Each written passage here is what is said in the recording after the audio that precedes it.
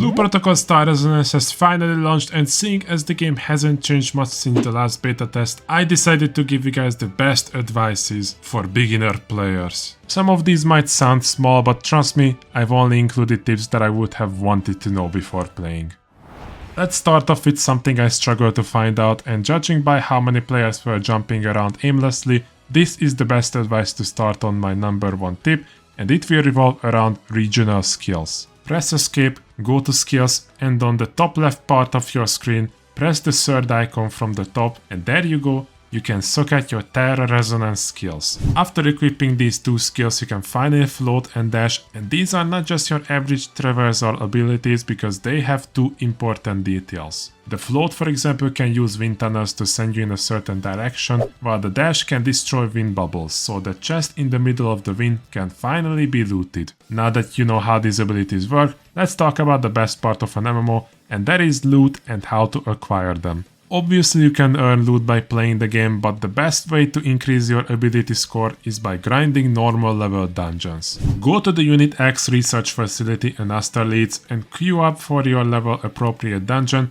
I'm just going to assume that you're a beginner player between level 20 and 30, so you'll either have to queue for the Goblin Nest or Tina's Mind Realm. Both of these instances teach you the fundamentals of dungeons, but at the very end, if you defeat the boss, you will receive gear and currency. There might be times when you get an item that has a stat your class doesn't need, but don't get discouraged because you can disassemble the items for alloy shards and you'll be able to buy an epic item at the Artisan Guild. In the same building there is this NPC that can disassemble and enhance your items. These two guys will be your best friends while you play Blue Protocol. As a quick honorable mention, I did talk about enhancing / upgrading your gear at this NPC, and if you get enough currency you can do that on any item, and I'd like to encourage you to upgrade everything as frequently as possible, because even if the item you got doesn't have the best stats, by the off chance you find the best item with the best stats, you can just disassemble the previously upgraded gear and regain your reward stones. That was a quite lengthy point, so the next two tips will be quick and easy. The third tip will be about auto battle.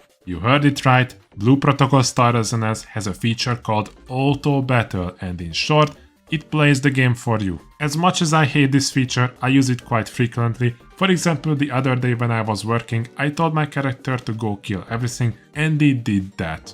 Do keep in mind, however, that you are not invincible in this game, so if you tell your character to attack everything on sight, there's a very good chance you'll get killed, but this is a quite good way to earn Luna, which is the game's equivalent of gold. Next tip is going to be auto travel. Don't worry guys, this is the last feature that plays for you. We'll get back to having fun real soon. Now I'll be honest, I actually didn't know that this is a thing. My guildmates told me about this feature on my Discord server, and to be honest with you all, I don't think I'm going to use it too much, but it might come in handy. It's a smart feature that will find its way to your destination, as long as it doesn't require much jumping. Now I don't know about you guys, but I hate that this game forces me to watch through every cutscene, listen to every NPC, so I don't even know how to name this point.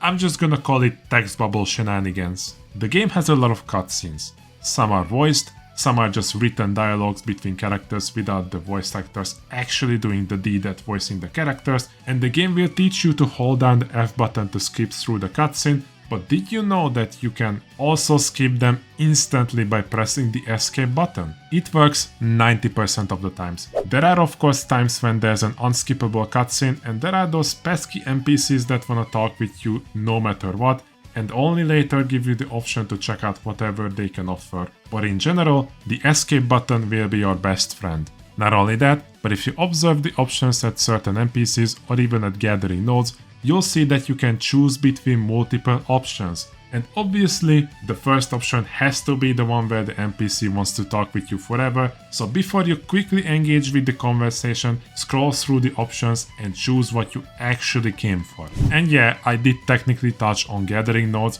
Most of them prompts you to use the stamina system as the base option, but you can actually gather some of them without spending stamina, although it will give you significantly worse items. Exchange resources is the next point. There's a bunch of quests that requires you to gather 10x of something. For example, when you're making your homestead, it will ask you for resources, but lucky you because you can buy everything. Not to mention your life skill itself can also benefit from buying resources if you just cannot bother with gathering, so if you got enough money, do look around the city, you might be able to buy the materials you're looking for. Now the next tip is a little bit boring and obvious, but trial missions. Blue Protocol got a pretty good way at teaching you the 3 essential roles, but that's not why I'm mentioning trials. You wanna do them because it gives you rewards, and one reward specifically is really handy, and that's the talent points. On your talent tree, a bunch of necessary passive talent points are waiting for you to try them out, and in order to get them, you can either level up or do the trials, or both. These activities give you point,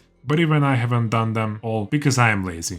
Blue Protocol is great when it comes to interacting with players, and I'm not talking about the dungeons, I am talking about events, and more specifically, leisure events. These events pop up from time to time on your screen when they are available, but you can basically AFK farm for a potential legendary drop. 2 of the 3 leisure event is just an emote contest, one is a literal dancing simulator, while the other one is a contest where players can vote each other. Not gonna lie, everyone just randomly votes whoever, so just keep dancing, but the 3rd leisure event is a patrol mission that almost always ends next to the frost troll, where you can just once again go AFK and do whatever you want. I would love if these actually awarded you for being active and not just doing whatever, but hey, loot is loot, and we love that. Before I unveil the last tip, let me give you guys a tip I only consider as honorable mention. I don't think it's worthy to be a numbered advice, but it's still a great tip. So let's talk about it. Daily quests. As the name suggests, it resets on a daily basis. It gives you necessary resources like money and experience and a bunch more, but there are 3 dailies that you can pick up in the main hub that are actually pretty fun. One is a jumping challenge, one is a quiz that makes the boss fight much harder if you fail, and one is just a quick kill quest. These quests are definitely worth doing, they don't take too much of your time, and they all reward you handsomely. Now on to the final tip. Join a guild. Look, I'm a solo player even in MMORPGs. If I can, I will avoid talking with other players, but in Blue Protocol, being in a guild is really beneficial. So far there are 2 events that you can participate in. The first one is the Guild Hunt. It's basically a quick challenge mode based on the difficulty you set up. You join the dungeon and just beat the boss. You don't even need to be in a group, you can solo it, and it also rewards you with some decent loot. Not to mention, while doing this, you're also contributing to the guild progression. Treat your guild as a character.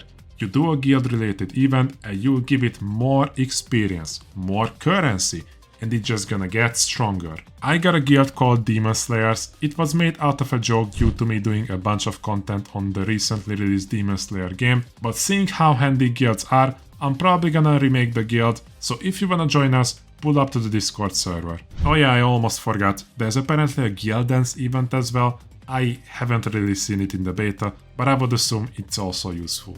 There are also a couple of facilities you can use which reward you with better items or even buffs, so once again, just be active and you'll get something useful. Those were my tips for beginner players that wanna play Blue Protocol Star Resonance. Let me know down in the comments if you got any question about the game. Based on the success of this video, I might do a guide video on the Stormblade class, so if you wanna see that video, then give me 50 likes and 2000 views. That's gonna be it for today's video, guys. Smash that like and subscribe button, and before you leave, make sure to check out this video as well. Hope you all gonna have a fantastic day, stay safe, and until next time, boys. Peace!